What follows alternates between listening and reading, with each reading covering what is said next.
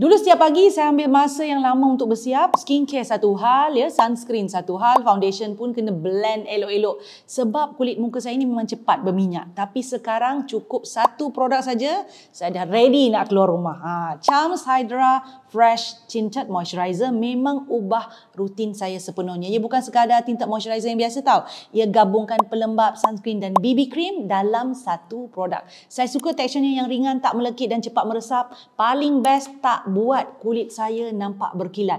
Dengan SPF 50, PA++++, dah tak perlu layer sunscreen secara berasingan. Aloe vera di dalamnya pun bantu legakan kulit, minyak zaitun beri kelembapan dan vitamin E lindungi kulit dari radikal bebas. Kalau dulu saya kena beli 3 produk, sekarang satu ini pun dah cukup. Jimat masa, jimat duit dan jimat ruang dalam beg. Dan ya, finishingnya nampak natural, smooth dan tak bercapuk walaupun berpeluh. Kalau anda pun nak ringkaskan rutin dan cari tinted moisturizer yang best, saya amat sarankan, sangat syorkan Charms Hydra Fresh Tinted Moisturizer.